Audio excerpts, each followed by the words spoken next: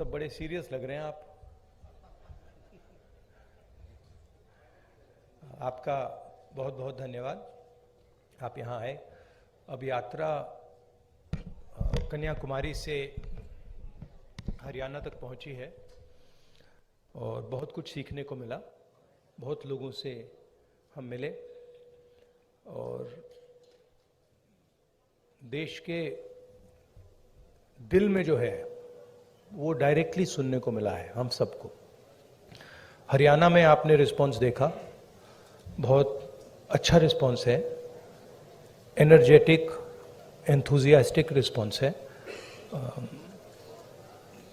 शुरुआत की थी तो लोगों ने कहा कि देखिए केरला में जो रिस्पांस मिलेगा, जो केरला में रिस्पांस मिला वो कर्नाटक में नहीं मिलेगा, बीजेपी की स्टेट में नहीं मिलेगा। पता लगा कर्नाटक में केरला से भी बेहतर रिस्पांस। फिर कहा कि भाई साउथ में मिला है, अब जब हम महाराष्ट्र पहुंचेंगे तो रिस्पांस नहीं होगा, महाराष्ट्र में साउथ से भी अच्छा। और फिर जब हम हिंदी बेल्ट में जा रहे थे कहते हैं हिंदी बेल्ट में तो बिल्कुल नहीं होगा, महाराष्ट्र में रिस्पांस अच्छा, हिंदी बेल्ट में नहीं होगा। मध्य प्रदेश में देखा और भी इम्प्रूवमेंट। और फिर जब हम हरियाणा में आ रहे थे, नहीं बीजेपी की सरकार है, वो रिस्पांस नहीं मिलेगा, और भी इम्प्रूवमेंट। मतलब जहां जितना हम आगे बढ़ते जा रहे हैं रिस्पांस इम्प्रूव करता जा रहा है। तो मैं हरियाणा के युवाओं से, हरियाणा की जनता से, माताएं बहनों से दिल से धन्यवाद करना चाहता हूं कि आपने इतना प्यार दिया, आपने इतनी शक्ति दी, इसके लिए हम बहुत बहुत आभारी हैं। यहाँ पे लोगों ने, किसानों ने हमें हरियाणा की सच्चाई बताई, सड़कों पे हम चले हैं वो भी हमने देखा। तो रियलिटी हमारे और आपके सामने है। अब आप जो भी सवाल पूछना चाहते हैं पूछ सकते हैं। Would you like me to say it in English? Sorry, would you like me to say it in English और no need? No, I think Hindi. Dainik Bhaskar से महेश कुमार।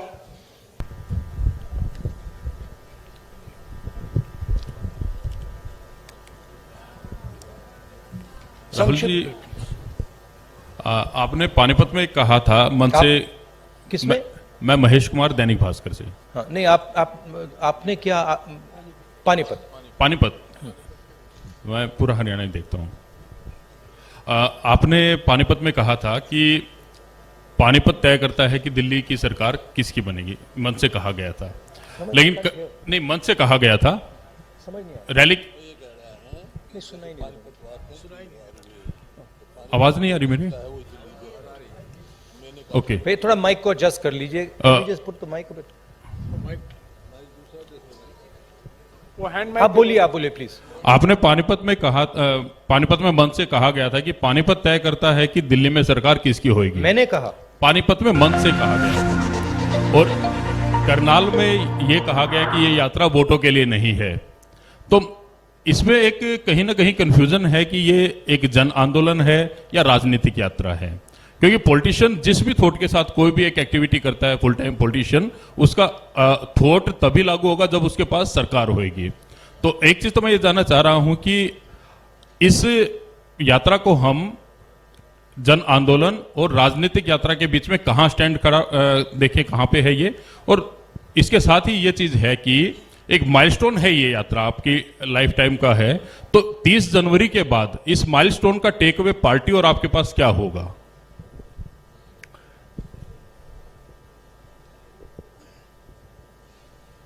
ये जो यात्रा है, जो हिंदुस्तान की आवाज को दबाया जा रहा है और जो हिंदुस्तान में डर फैलाया जा रहा है, हिंदुस्तान को जो बांटा जा रहा है, एक जात को दूसरी जात से, एक धर्म को दूसरे धर्म से जो लड़ाया जा रहा है, उसके खिलाफ ये यात्रा है। इस यात्रा का एक और लक्ष्य है, और वो मेरा पर्सनल लक्ष्य है, और जो हमारे साथ लोग चल रहे हैं वो उनका भी लक्ष्य है। वो है कि हम इस यात्रा को तपस्या जैसे देख रहे हैं। हम अपने देश से प्यार करते हैं, देश की जनता से प्यार करते हैं, किसानों से, गरीब लोगों से प्यार करते हैं, और उनके साथ हम चलना चाहते हैं। तो यात्रा का लक्ष्य पर्सनल है, यात्रा का लक्ष्य देश की जनता को देश की सच्ची आवाज सुनाने का है। अब देखिए, उससे राजनीतिक फायदा हो नुकसान हो उसके बारे में मैं नहीं कह सकता हूं, मगर यात्रा का लक्ष्य अवेयरनेस का है। और जो मेन 3 बातें हैं जो हम सब जगह कहते हैं, भारत जोड़ो, डर के खिलाफ खड़े हो, नफरत मत करो, ये एक मुद्दा है। दूसरा मुद्दा, जो हिंदुस्तान में इकोनॉमिक इनइक्वालिटी हो रही है, जो सारा का सारा धन मीडिया, दूसरे इंस्टीट्यूशंस 2, 3, 4 लोगों के हाथ में है, इसके खिलाफ। और उसके जो नतीजे हैं, भयंकर जो अनएम्प्लॉयमेंट हो रहा है, तेजी से जो महंगाई बढ़ रही है, उसके खिलाफ ये यात्रा है। और लोगों को ये मालूम है कि भाई हिंदुस्तान में बेरोजगारी बढ़ रही है तो उसका कारण है कि पूरा का पूरा धन 3, 4, 5 लोगों के हाथ में है, सबको मालूम है।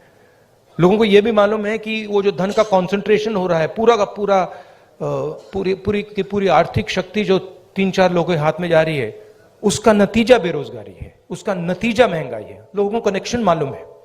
तो हम ये बात रखना चाहते हैं और बहुत सक्सेसफुली ये बात यात्रा ने रखी है। इसलिए मैं आपसे कह रहा हूं कि जहां भी हम जा रहे हैं, यात्रा इंप्रूव हो रही है। तो अब ये हमारा लक्ष्य था। दैनिक जागरण से अश्विनी शर्मा। नहीं बताता हूं। देखिए,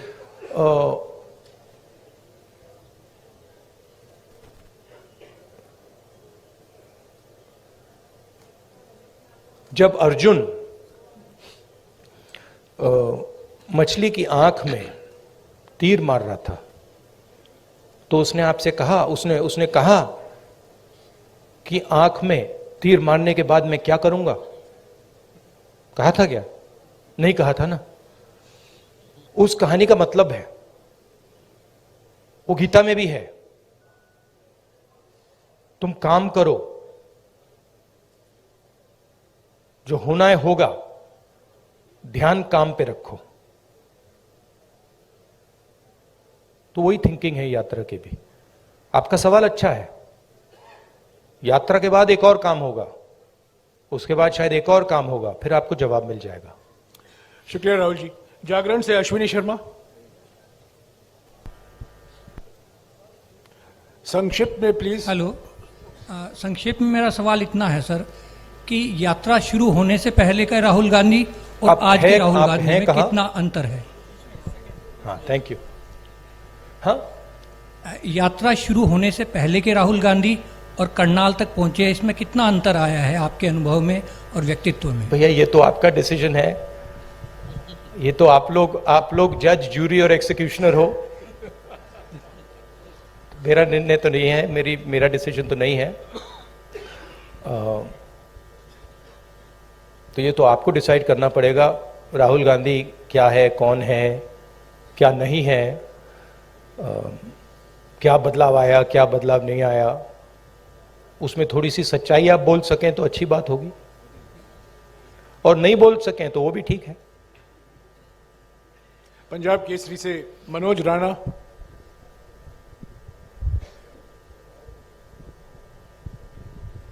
सर नमस्कार।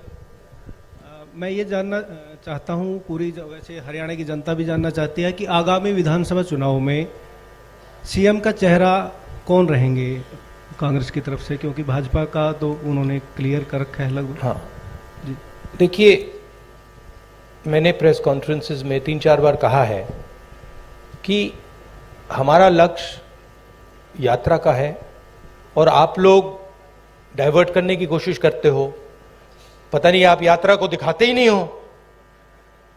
आपको कहा गया है कि भाई यात्रा को दिखाओ मत। सोशल मीडिया में मतलब बवाल मचा हुआ है, तूफान आया हुआ है, मगर नेशनल मीडिया में कुछ नहीं दिखाया जाता।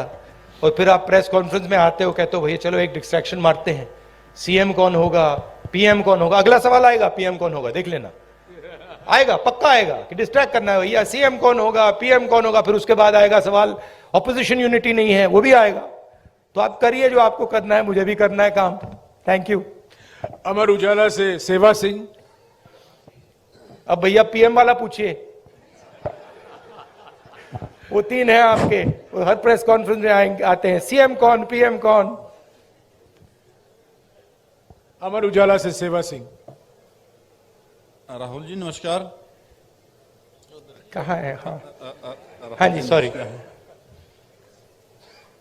शेर यात्रा चल रही है, बहुत चर्चाएं हो रही है, लेकिन कांग्रेस के संगठन की भी उतनी चर्चा हो रही है कि मतलब आगे चुनाव की तैयारियों को देख रहे हैं लोग यात्रा के जोड़ के, तो संगठन की भी इतनी ही चर्चा हो रही है कि संगठन नहीं मतलब बन पा रहा, संगठन नहीं बन पा रहा। जी सर, तो ये कब तक पॉसिबल होगा? कार्यकर्ता भी इंतजार में रहते हैं सर, मेहनत करने वाले। देखिए, सबसे पहले ये कहना कि संगठन नहीं है, ये तो बिल्कुल गलत है। संगठन तो मतलब सड़कों पे आपको दिख रहा है, सब जगह दिख रहा है। खारगे जी प्रेसिडेंट हैं, मैं कांग्रेस पार्टी का प्रेसिडेंट नहीं हूं, तो ये सवाल आपको खारगे जी से पूछना पड़ेगा कि एग्जैक्टली हरियाणा का संगठन में इंप्रूवमेंट कैसे लाई जाएगी। मैं हरियाणा के 3 डिजिटल न्यूज चैनल से सवाल पूछवाऊंगा। लोकवाणी से मनदीप पूनिया। हाँ जी, माइक दीजिएगा इनको जल्दी। सर नमस्कार। नमस्कार सर। सर मैं आपसे ये सवाल पूछना चाहता हूं कि आप लगातार कह रहे हैं कि डर का माहौल है, नफरत फैल रही है, डर का माहौल है। आपकी सरकार छत्तीसगढ़ में है, वहां पर सोनी सोरी जो कि इंटरनेशनल ह्यूमन राइट एक्टिविस्ट मानी जाती हैं, उनके घर की बिजली काट दी गई है, वो अंधेरे में रह रही हैं। अभी कुछ दिन पहले वहां पर एक 19 साल के आदिवासी लड़के का छत्तीसगढ़ पुलिस एनकाउंटर करती है। तो डर का माहौल भी आपको दिख रहा है, और क्योंकि इस यात्रा से आप कह रहे हैं कि सिविल सोसाइटी, पत्रकार, वकील, जो भी सेक्शन डरा हुआ है, उसके आप दिल की उसकी मन की उसको डर को आप कम करना चाहते हैं। तो सोनी सोरी जो कि इंटरनेशनल एक्टिविस्ट हैं, वो डर में वहां अंधेरे में बैठी हुई हैं, तो वहां आपकी सरकार है। बाकी अगर आपकी सरकार सेंटर में आ गई तो फिर वही जो छत्तीसगढ़ में रहा, क्या वही होगा? नहीं, सबसे पहली बात यह है, देखने की बात है कि ये जो आपने मेरे सामने सवाल रखा है, ये आप नरेंद्र मोदी जी के सामने रख सकते हैं क्या? सबसे पहली बात ये है। कहां रखे हैं आपने? नहीं, कवरेज एक व्यक्ति के सामने सवाल रखना और कवरेज करना में बहुत फर्क होता है।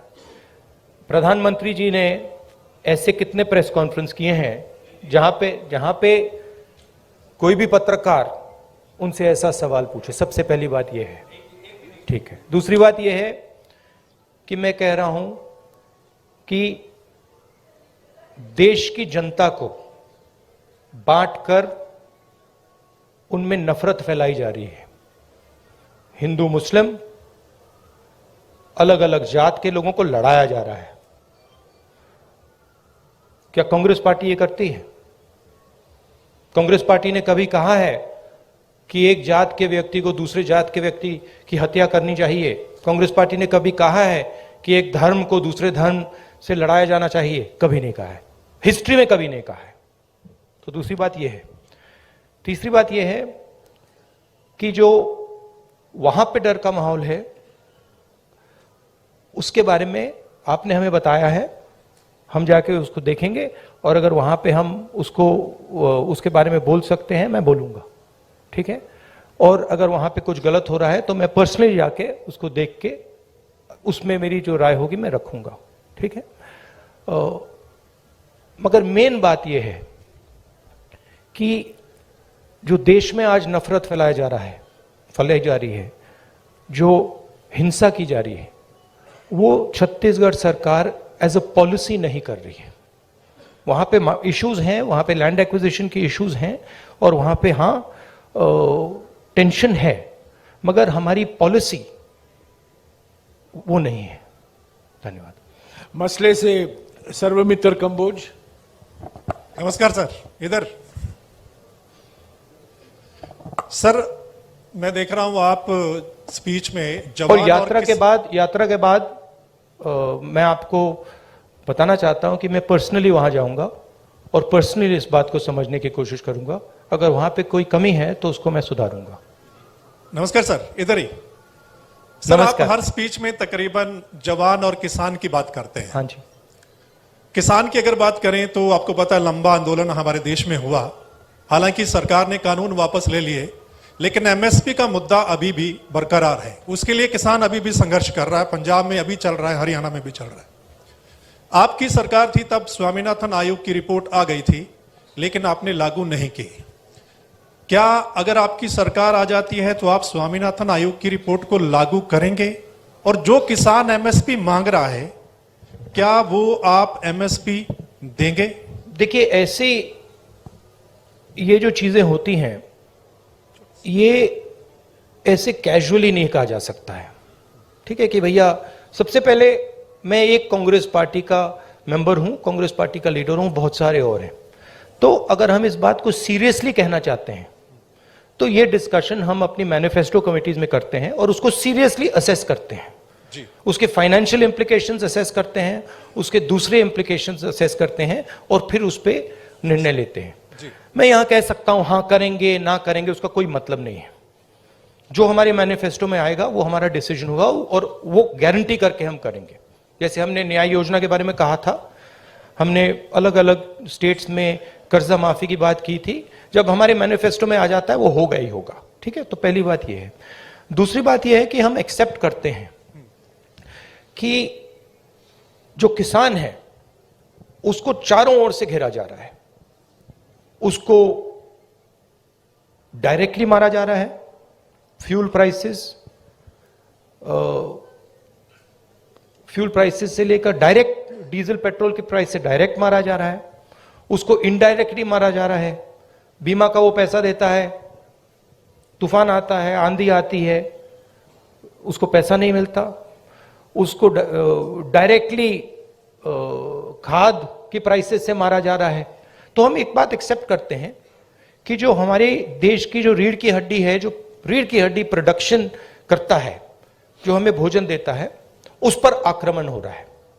वो जो 3 किसान की काले कानून थे, वो कानून नहीं थे, वो किसान को मारने के हथियार थे।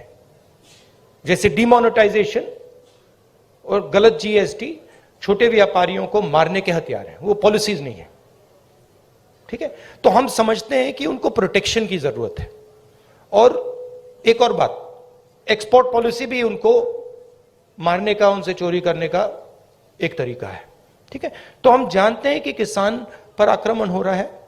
और मैं आपको एक बात की गारंटी दे दूंगा कि कोई भी कांग्रेस पार्टी की सरकार आएगी, वो आक्रमण बंद होगा, किसान की रक्षा होगी, उसकी प्रोटेक्शन होगी। और अगर हम अरबपतियों का लाखों करोड़ रुपए कर्जा माफ कर सकते हैं तो हम किसानों की भी मदद कर सकते हैं। यह मैं आपको गारंटी करके दे सकता हूं। एमएसपी बहुत जरूरी मुद्दा है, उस पर हम चर्चा करेंगे, इंटरनल डिस्कशन करेंगे और उस पर हम निर्णय लेंगे। मगर मैं ऐसे प्रेस कॉन्फ्रेंस में इन चीजों के बारे में फ्लिपेंटली नहीं बोल सकता। मैं सीरियस आदमी हूं। मैं अगर मेरे मुंह से कुछ निकलता है तो क्रेडिबली निकलना चाहिए, सच्चाई निकलना चाहिए। नहीं, सप्लीमेंट्री नहीं, एक सेकंड, जवान की बात करता हूं। बेरोजगारी की बात बहुत ज्यादा, जिस स्टेट में आप बैठे हैं आंकड़ों के हिसाब से टॉप पर है। सप्लीमेंटरी प्लीज, टॉप पर। नो नहीं, सप्लीमेंट्री। जवान के बारे में मैं आपको बताता जी, हूं। आपके एक सेकंड सर। आप कहते हैं कि कोई इंजीनियरिंग में जा रहा है, कोई मेडिकल करता है, आईएएस करना चाहते हैं, लेकिन जॉब्स नहीं है, यानी कि उनको पता नहीं कितनी जॉब्स हैं। तो आपके पास क्या ऐसा रोड मैप है? हमारे देश में हर साल लाखों ग्रेजुएट निकलते हैं, पोस्ट ग्रेजुएट निकलते हैं। सरकारी और प्राइवेट नौकरी में ऐसा कौन सा रोड मैप होगा कि हम उनको सेट कर पाएं? देखिए, ये देश अपने युवाओं से झूठ बोल रहा है। ठीक है, झूठ क्या है? मैं अब 3000 किलोमीटर चला हूं। युवाओं से मैं पूछता हूं, बच्चों से पूछता हूं क्या करना चाहते हो, 5 जवाब मिलते हैं। Engineer, doctor, lawyer, army, administration. ठीक है, और सारे के सारे, मतलब हजारों बच्चों ने मुझे ये 5 जवाब दिए हैं। रियलिटी ये है कि इनमें से 10% को 15% को, ज्यादा से ज्यादा 10% भी मुश्किल है, 10% को इंजीनियर, डॉक्टर, लॉयर ये जॉब्स मिल जाएंगे, बाकी को नहीं मिलेंगे। तो इन सबके सपने टूटेंगे। मेरे पास एक बच्ची आई, कहती है मैं आईएएस में जाना चाहती हूं। मैंने कहा ठीक है बेटा, आईएएस में हर साल कितने लोग जाते हैं? मुझे कहती है 5 लाख लोग जाते हैं। मैंने उससे कहा नहीं बेटा, 5 लाख लोग नहीं जाते हैं, 150 लोग जाते हैं। रोने लग गई। तो ये देश अपने बच्चों से, अपने भविष्य से झूठ बोल रहा है और ये इनका दिल तोड़ेगा। हर रोज इनका दिल टूटता है, इनके सपने टूटते हैं। क्यों टूटते हैं? क्योंकि जो लोग इस देश को रोजगार दे सकते हैं, उनकी हम मदद नहीं करते हैं, उनकी हम प्रोटेक्शन नहीं करते हैं, उनके स्ट्रक्चर के बारे में हम नहीं सोचते। रोजगार कहां से आएगा? रोजगार अगर आप सेकंड ग्रीन रेवोल्यूशन करोगे, एग्रीकल्चर को ट्रांसफॉर्म करोगे, फूड प्रोसेसिंग फैक्ट्रीज के जाल बिछाओगे, रोजगार वहां से आएगा। करोड़ों लोगों को रोजगार मिल सकता है और रिस्पेक्टेबल रोजगार मिल सकता है। दूसरी बात, जो स्मॉल और मीडियम इंडस्ट्रीज को डिस्ट्रॉय किया गया है, और कोई शब्द ही नहीं है, डिस्ट्रॉय किया गया है। जीएसटी, डिमोनेटाइजेशन और कोविड के समय जो किया, वो दूसरे लोग हैं जो रोजगार दे सकते हैं, करोड़ों लोगों को रोजगार दे सकते हैं। मैं आपसे सवाल पूछना चाहता हूं, आप मुझे वो नाम बता दीजिए जो छोटी कंपनी चलाता हो, स्मॉल और मीडियम साइज इंडस्ट्री चलाता हो, जो आज लाखों करोड़ का मालिक हो गया है। नाम बता दो मुझे। आप ये होंडा गाड़ी चलाते हैं, इसका मालिक मैकेनिक था। ये टोयोटा गाड़ी चलाते हैं, इसका मालिक मैकेनिक था। आप मुझे मैकेनिक का नाम दे दो जो इस देश में बड़ा उद्योगपति बन गया है, बताओ। नहीं है। तो जो रोजगार दे सकते हैं, जो सपने पूरे कर सकते हैं, उनकी हत्या हो रही है। तो रोड मैप क्या है? रोड मैप यह है कि जो स्मॉल और मीडियम इंडस्ट्री की बेस है हिंदुस्तान की, उसको प्रोटेक्ट करा जाए, उनको फाइनेंस दिया जाए, और ये जो छोटे छोटे बिजनेसेस हैं, इनको टेक्नोलॉजी के साथ ट्रांसफॉर्म करके इनमें से 5-10% को बड़े बिजनेसेस बना जाए। ये दूसरा रोड मैप है। तीसरा रोड मैप है कि हमारा जो शिक्षा का सिस्टम है, ये सिर्फ 5 चीजें सिखाने की कोशिश कर रहा है, मतलब 5 रास्ते दिखा रहा है। इस देश में लाखों रास्ते हैं। जिस दिन ये देश स्किल्स की रिस्पेक्ट करना शुरू कर जाए, उस दिन ये देश सच्चा सुपर पावर बन जाएगा। उस दिन तक ये सब खोखला है। इस देश में स्किल्स जो होती हैं, चाहे वो बढ़ई की हो, चाहे वो मैकेनिक की हो, किसी की भी हो, चाहे वो किसान की हो, उसकी कोई इज्जत नहीं करता है, उसका मजाक उड़ाते हैं, देखो ये क्या कर रहा है। जिस दिन वो हो जाएगा, उस दिन ये देश चाइना का मुकाबला कर जाएगा और यहां पे made in India, made in India, made in India सब जगह दिखना शुरू हो जाएगा। वो रोड मैप है। धन्यवाद। शुक्रिया राहुल जी। हमारे पास सिर्फ 10-12 मिनट है। सवाल संक्षिप्त में कीजिएगा और फिर से गुजारिश करूंगा सप्लीमेंट्री मत पूछेगा प्लीज। ये रैपिड फायर होना है। कई लोग को मौका देना चाहता हूं मैं। सत्य खबर से सत्य सिंह। सर नमस्ते। सर पिछले काफी समय से हम लोग देख रहे हैं कि जो कांग्रेस पहले डिफेंस मोड में रहती थी, अब अटैकिंग मोड में है। हर जगह पे जवाब दिया जा रहा है। आपकी टीम ये अच्छा काम कर रही है, पर मैं हरियाणा के संदर्भ में आपसे एक सवाल करना चाहता हूं और वो सेंटर से ही सवाल रहता है। अभी पीछे राज्यसभा का चुनाव था, अजय माकन जी ने चुनाव लड़ा था। उस समय में एक क्रॉस वोटिंग हुई थी। कांग्रेस के पास वोट पूरे थे, उसके बावजूद कांग्रेस अपना राज्यसभा का सदस्य नहीं भेज पाई थी। उस पे ना आज तक कोई जांच की बात आई है और ना अभी तक उस पे कोई कार्रवाई जैसी बात है। सर आपसे मैं ये जानना चाहता हूं, क्या इस प्रकार के मुद्दों पर भी, जिस प्रकार से देखिए सोशल मीडिया की बात करें, सोशल फेस बनाने की बात करें, कांग्रेस का जबरदस्त फेस होता जा रहा है, क्या ऐसे मुद्दों पर भी पार्टी में चर्चा होती है? Distraction attempt number 2। देखिए, ये ऑर्गेनाइजेशनल मामला है। यहां पे पीसीसी प्रेसिडेंट बैठे हैं, खारगे जी प्रेसिडेंट हैं, ये आप उनसे पूछिए, इनसे पूछिए। मेरा लक्ष्य क्लियर है, जो देश की आवाज है उसको सामने लाने का। अच्छा अटेम्प्ट था, मैं कहूं कि उससे अच्छा था, ज्यादा सोफिस्टिकेटेड था, मगर मैं डिस्ट्रैक्ट नहीं होऊंगा। Thank you. शुक्रिया राहुल जी। टोटल टीवी से प्रदीप। नमस्कार राहुल जी, धन्यवाद। नहीं, एक और बात जो आपने कहा, नहीं, एक बात आपने कही जिसका मैं जवाब देना चाहता हूं। आप बैठ सकते हैं। ये कांग्रेस का प्रेस कॉन्फ्रेंस है, बीजेपी का नहीं है, आरएसएस का नहीं है। राहुल जी, समय की पाबंदी भी है। नहीं, मगर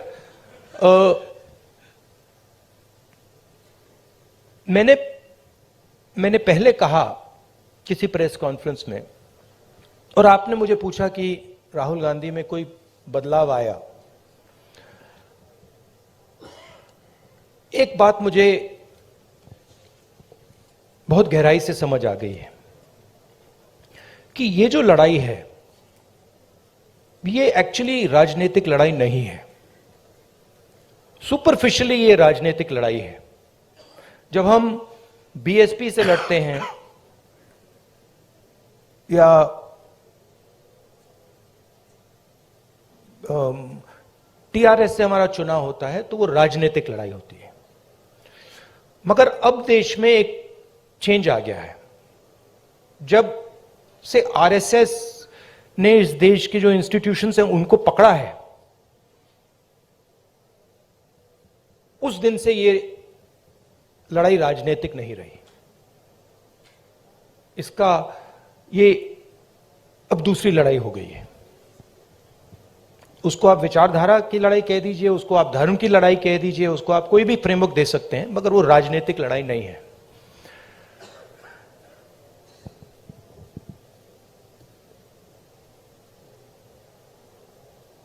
कांग्रेस पार्टी की अगर आप हिस्ट्री देखें, जो आपने कहा कार्यकर्ता में जोश आ गया है, यह तपस्या का संगठन है। इसको अगर आप तपस्या में लगाते हैं तो इसकी एनर्जी बढ़ती है। बीजेपी पूजा का संगठन है, उसको अगर आप पूजा में लगाएंगे उसमें स्ट्रेंथ आती है। अब बीजेपी, अब पूजा दो तरीके की होती है। धर्म की बात कर रहा हूं। पूजा नॉर्मली होती है कि भाई मैं भगवान के पास जाता हूं और मैं उनसे कुछ मांगता हूं, मगर इनिशिएटिव जो पूजा करता है उसका होता है। ठीक है, आरएसएस की पूजा अलग है। आरएसएस चाहता है कि फोर्सिबली उनकी पूजा हो।